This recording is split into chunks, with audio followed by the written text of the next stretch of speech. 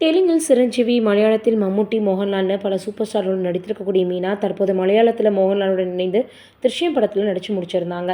இந்திய சினிமாவினுடைய Michael Jackson அப்படின்னு அழைக்கப்படக்கூடிய நடிகரும் நடன இயக்குனருமான பிரபுதேவா, நடிகை மீனாவோட 30 ஆண்டுகால நட்பு இருக்குது, ஆனால் நாங்கள் பேசிக்கிட்டதே இல்லைன்னு சொல்லியிருக்காரு.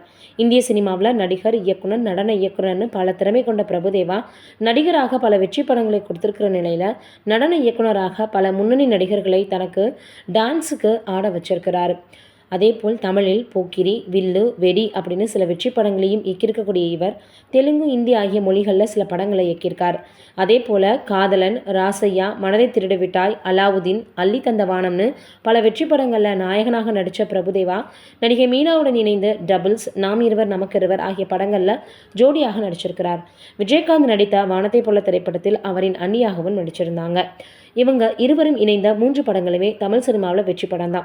தென்னிந்திய சினிமாவில் குழந்தை நட்சத்திரமாக அறிமுகமான மீனா, ரஜினிகாந்த், கமலஹாசன், விஜயகாந்த், சத்யராஜ், சரத்குமார், அஜித் உள்ளிட்ட முன்னணி நடிகர்களுடன் இணைந்து பல வெற்றி படங்களை கொடுத்திருக்கிறாங்க. தெலுங்கில் சிரஞ்சீவி, மலையாளத்தில் மம்முட்டி, மோகன்லால்னு பல சூப்பர் ஸ்டார்கள் நடிச்சிருக்கக்கூடிய மீனா, தற்போது மலையாளத்திலையுமே மோகன்லாலோட கடைசியாக இணைந்து நடிச்சிருந்தாங்க திருஷ்யம் திரைப்படத்தில்.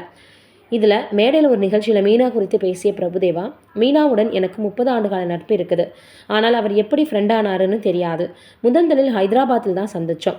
அவரும் நானும் ஒரே பாட்டுக்கு தான் ஷூட்டிங் போயிருந்தோம். இருவரும் ஒரே காரில் தான் போனோம். ஆனால் நானும் அவங்களும் பேசிக்கவே இல்லை.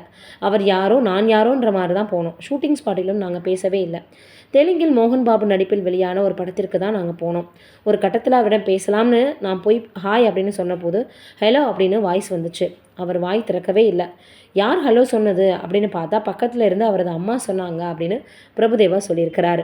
இருவருக்கும் 30 ஆண்டு கால நட்பு இருந்தும் ஒருவருமே பேசிக்கணும் அப்படின்ற ஒரு எண்ணம் இல்லாமையாக இருந்தாங்க. இருவருக்குள்ளுமே நட்பு இருந்தையே அவங்க பேசிக்கல. இது பிரபுதேவா அவர்களே சொல்லியிருக்கிறனால சமூக வலைதளங்களில் ரொம்பவே வைரலாக பரவி வந்துட்டுருக்கு. நீங்கள் என்ன நினைக்கிறீங்க அப்படின்றத மறக்காமல் கமெண்ட்டில் சொல்லுங்கள்.